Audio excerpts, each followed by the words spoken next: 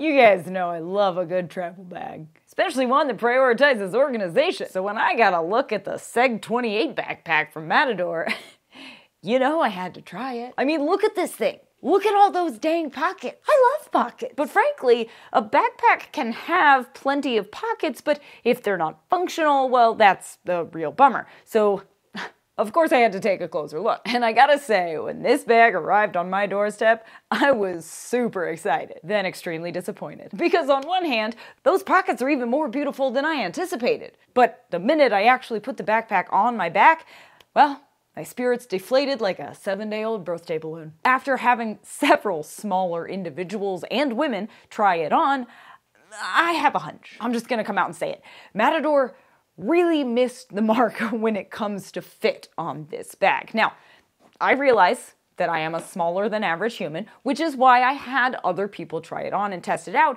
but even Josh, who was only slightly smaller than average for a male, found it fairly uncomfortable and oversized. Isn't that right, Josh?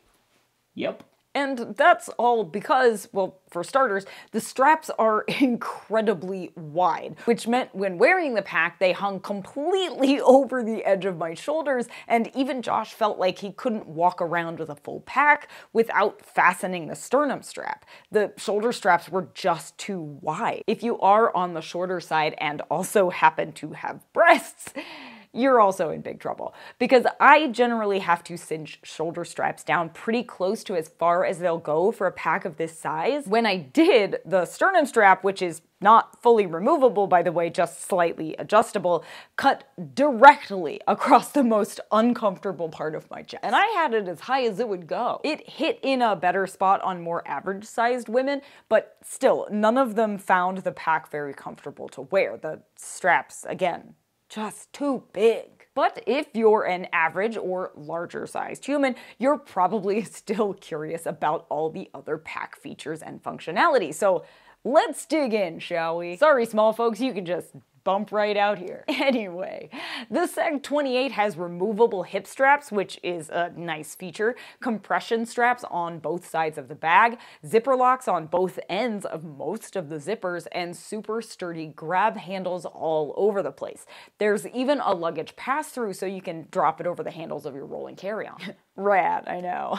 It's really set up well for travel by air or car, frankly. And yes, it fits in an overhead bin. But let's talk about all these pockets. I mean, that is what makes the pack so unique, after all. Now, there are a total of 4 on the front, 1 main compartment, 1 water bottle pocket, 1 laptop sleeve, and a top organizational pocket, plus that luggage pass-through. You can even buy a separate Speed Stash shoulder strap pocket to attach to hold accessories like your phone or a couple of little snacks, that sort of thing. But let's start with the front pockets. Now, there's a 4-liter pocket on the top, followed by a 6-liter pocket, an 8-liter, and a 10-liter pocket on the very bottom.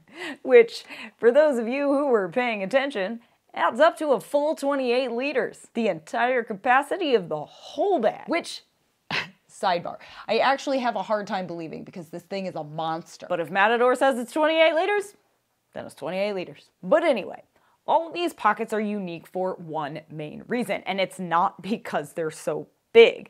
It's because they extend into the main compartment of the backpack, but can also be entirely compressed to take up almost no space inside the bag at all if you would prefer to use one large main compartment instead of all of the little pockets. I mean, just take a look at the inside. As you can see, all of these pockets either expand to fill the interior compartment entirely if you want to keep every single item you packed in its own individual space, or that material can easily be compressed so you can use packing cubes or insert bulky items into the main compartment. Super cool, right? Or you could do a combination of both.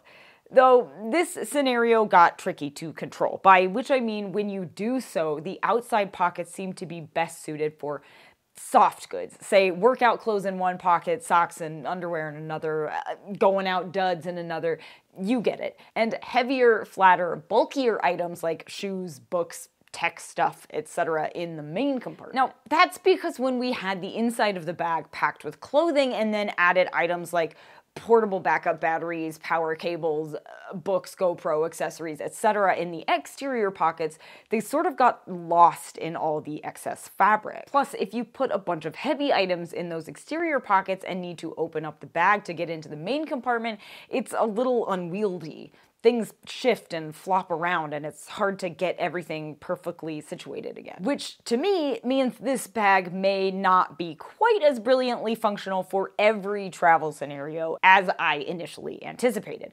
That said, I think the best case scenario is to fill all the outer pockets with soft goods that really fill up the space, and the inside with heavier, oddly shaped items, perhaps in their own organizational tech pouches or whatever. Pocket conundrums aside, the SEG28 seems like a super durable bag. It's also made out of mostly recycled materials that meet Blue Sign criteria and is also PFAS free, and I do love me some white gear. It does also come in black.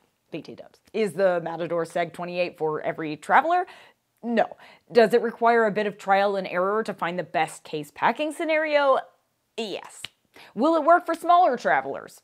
Absolutely not. But is it a durable, sustainable, well-made backpack? Yeah. Yeah, it is. Now, I'm not saying it's become our go-to bag for travel.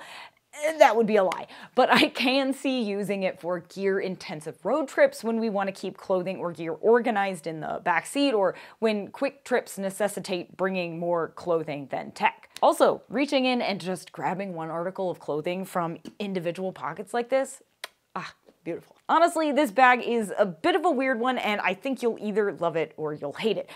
I don't know, hopefully we helped you figure out which. So yeah, we'll drop a link to the bag in the description. But before you go, hit that thumbs up and ring the bell and hit subscribe if you found this at all helpful.